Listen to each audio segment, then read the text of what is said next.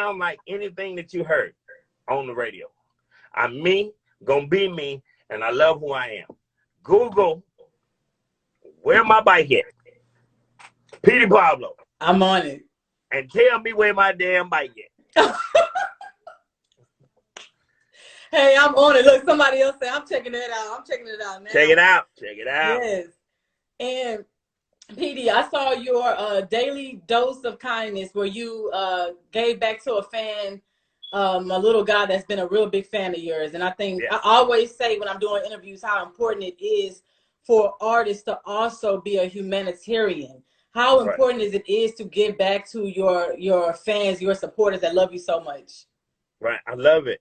And the reason I did that particular one right there was because, again, we're going through this pandemic, and I wanted him to have something special. And like most of the stuff that I do, I don't post it. I don't post none of the stuff that I do for people because a lot of people, and it's because of probably financial advisors or people on their teams, but a lot of people do things to write it off. When they give money, when they donate money and they want to put on this big show, oh, we just donated $10,000. Hey, for what? Why are you telling somebody what you did if you did it from your heart? You're doing it for a purpose. You know what I mean? It's a tax write-off for you. It's a clout thing for a lot of people. I don't do that. But the reason I did that was because when I went to see him, he actually wasn't home. And again, we were going through a pandemic. And I was like, you know what? He's an autistic young man from right here in North Carolina. And I was like, I'm going to make this. I'm always thinking. Right. I was like, I'm going to make this right here something that he'll never forget because it's going to be documented. Like, he could have went and told people, hey, Petey Pablo came and put, autographed record and signed and whatever That's on my doorstep.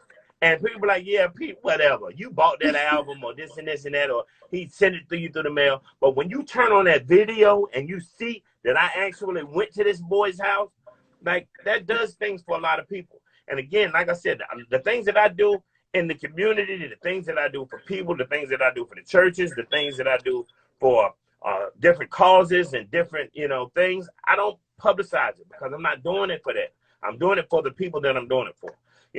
I go, and I'm not gonna tell you which one, but there's a shelter, I can't even remember. It's like a battered shelter or a homeless shelter for like men and women, and like I go there almost twice a week, bringing clothes, bringing shoes, bringing food. But I'm never going to put these because first of all, what people don't understand when people are in that situation right there.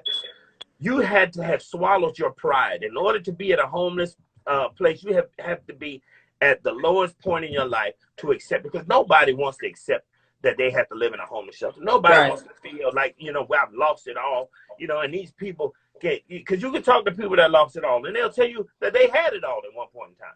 So why am I going to put these people out there? And some of these people may still be working at jobs, and people don't know that they live there.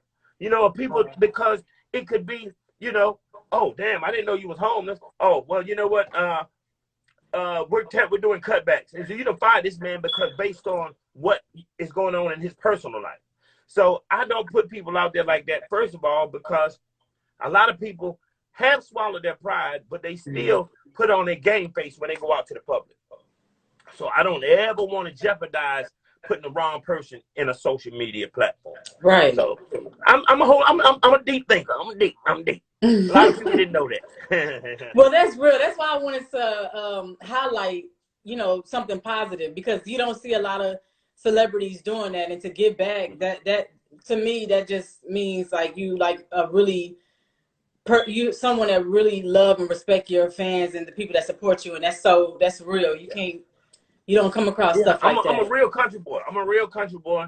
And nothing is going to change who I am. I grew up in a good home. My choices to be a bad guy was my choices alone. I didn't, and what I want people to understand is, yes, I am considered an OG, bona fide, certified, real street dude from the street, done almost 9 years in the penitentiary. Yes, so I'm really no snitching, solid A1 day one. My name ring bells in hoods all over this world. I go on any set, from East to West Coast, Midwest. I can go to any set and be good because I'm that dude, and not because I'm that bad, but because I'm that respected. But at the same time, I'm not ignorant. At the same time, I'm not going to get in here and talk like I was, brought up in the jungle, and with ignorance. Like, again, I came from a good home. The choices that I made to be in the street was a bad choice, but it was for a right reason. Growing up, I saw my mom taking care of my grandmother, my aunt, my sister, and herself, and not doing anything for herself.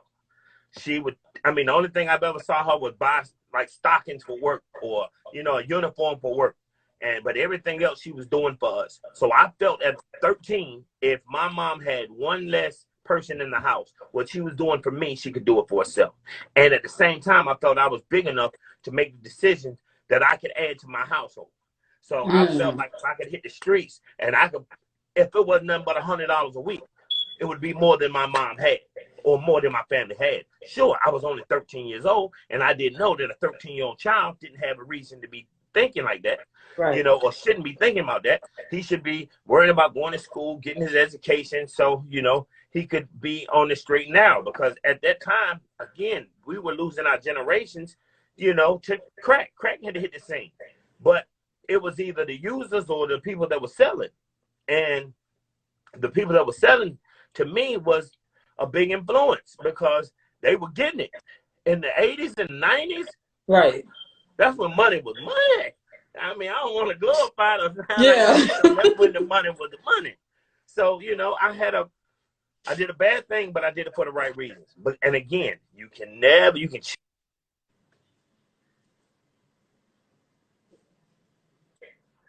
you want to, and you can talk to whoever you want to, and they can tell you that I still took care of my community.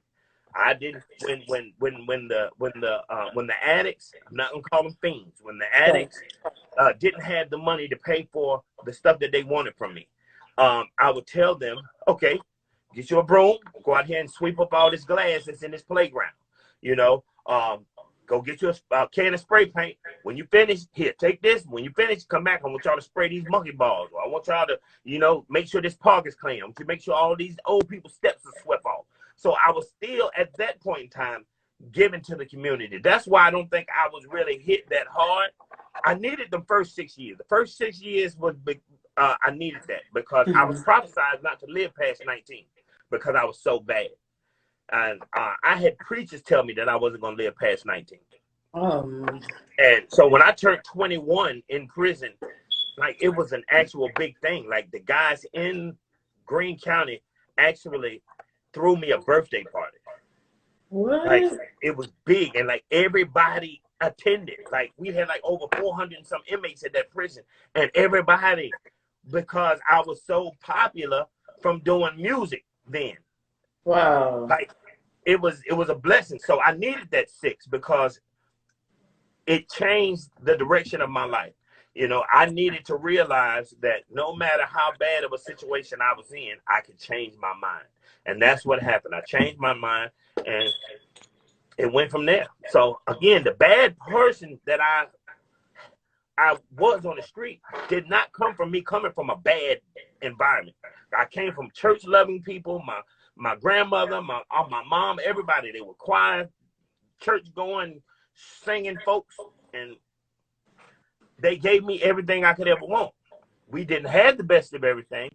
I remember having one pair of Converses that I used to draw different stripes on them, because I didn't have. And that's another thing. Like, now I got shoes galore. Like, I got 3,000 pair of tennis shoes because I said that when I ever got some money, I would never, ever have that problem again. But I remember having one pair of Converse that I drew a Nike stripe on them. When that faded out, I drew a Adidas stripe on them. I remember that. But that was because my mama didn't have. So, damn. Once again, I'm not a bad guy. I'm a good guy, but I can get rowdy. What's wrong with getting rowdy? Sometimes you have to get rowdy, Petey. No, but see, mine is bad. My Okay. rowdy is bad. Like, when you actually turn into the Incredible Hulk, You know, like David Banner used to tell him, like, look, Mr. McGee, don't make me angry. You wouldn't like me when I'm angry. Like, you can't control what you do when you the Hulk, you know. So, Well, you know, I you be saying black that out. people need to leave you alone then. Hey, man, you black out. Greenville, North Carolina. Hey, there you go. Somebody said in the comment, what's that? Greenville? I'm not. You know Yeah. what it is.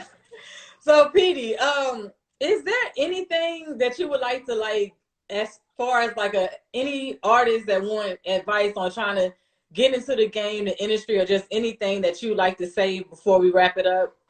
Yeah. I'm accessible. Again, I'm solid. Like somebody just said on here, I'm solid. Yeah, I'm solid. So I'm gonna keep it funky like a pair of basketball balls. You know what I mean? So don't come to me with no foolishness because I'm gonna say something. Like, and I'm not gonna go back and forth with you. Like, we're not gonna beef. I'm not gonna beef with no younger dude, and you know, we're not gonna disrespect one another. You know, I'll get off the line. But I'm accessible. If you got comments or you know you got things that I can quickly answer. I can't answer everybody, but I can do my Right. best. You know what I mean? Hit me in my DM. Like I said, hit me in my DM. I don't mind having a conversation. This is the biggest misconception about Petey Pablo. Petey Pablo's an asshole. Petey Pablo's hard to work with. Petey Pablo's, you know, he's just a monster. He'll a goon. That's the misconception. The reason being because I have not allowed people to mess over me. I have not allowed people to take my publishing. I have not allowed people to sign me to a contract that here I am, like R. Kelly, and I don't have I can't do nothing with my music. This man signed his whole life away. I don't condone nothing that man did in his personal life, but that ain't none of my business. But musically, that man is a genius. And for the record company to have tricked this man and taken everything from this man, and this man don't receive any royalties from none of the music that he has put out forever. Oh, even after you dropped him from the label because of the situation. Because, you know, me and Robert was on the same label together, you know, so we were on job together. So, but for you to know that this man was dyslexic and he had the wrong people around him, you made this man sign his whole life away. And then at the time when you had to let him go because it was political, right? We can't have you on this label. You wouldn't even get that man a piece of his publishing back so he could make this man have lost everything that he had. Again, don't take this as me condoning what this man has done. Right. But Absolutely. musically, we're talking about musically only. This man has provided us with hits that will be around to the end of time. This man has wrote records for people that they still playing them, but you don't know that R. Kelly wrote it. You know what I mean? You done banned him, but you still playing these other people that R. Kelly wrote for. But at the same time, this man has lost everything. So again, my thing is, I wouldn't let people mess me over. And I refuse to let people mess me over. So when you can't take advantage of somebody, you just push them out the way. Or you just shut that off. Like, hey, you know what, I ain't gonna really mess with him because that's true. You know, so if they think you're too powerful, they'll cut you off. Damn. And I'm not powerful, I'm blessed. And I'm blessed to be knowledgeable about, you know, different things that go on in life. And I'm not gonna be taken advantage of. So point being, what I'm trying to get to before we have to get out of here is I'm very accessible. You can hit me up on my DM and we can talk respectfully, you know, as men and women, and I can do my best to help you understand things that you don't understand. Again, if you want a feature, I understand that you ain't got $8-9 grand to pay for a feature from Petey Pablo as a struggling artist. I understand that. But you know what? Because I believe in giving people opportunities. What is your budget? And whatever your budget is, I'm going to push you a little bit past that because you're still going to have to work for it.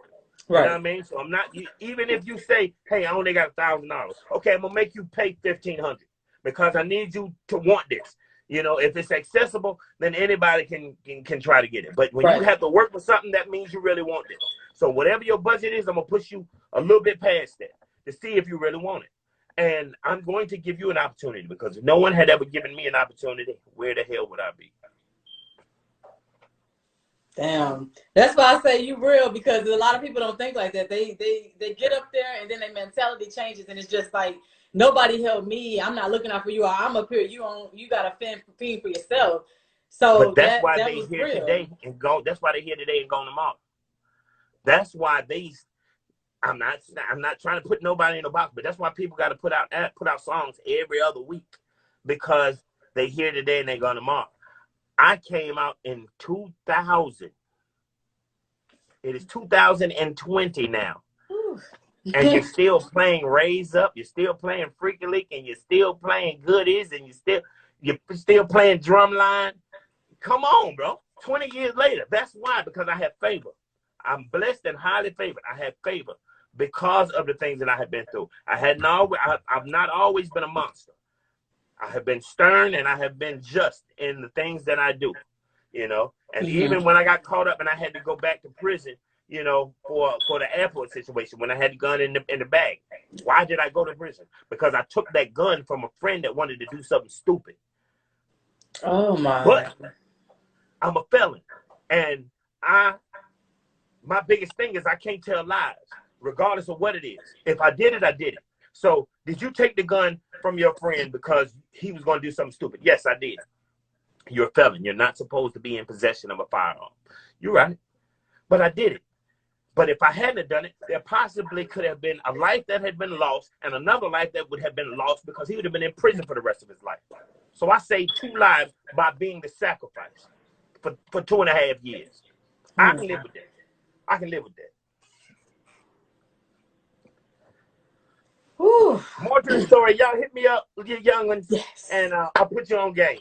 Thank you. I love all y'all like my mama gave birth to you. Make sure you hit Big Papa Petey on Instagram. Make sure you go to my YouTube, The Real Petey Pablo, and like and subscribe. Don't just like it and subscribe it. I got a little TikTok, so I mean, y'all got to find it on, just find it. Y'all find it. I love y'all. Thank you so much, Petey. You're welcome, hon. Thank you for having me.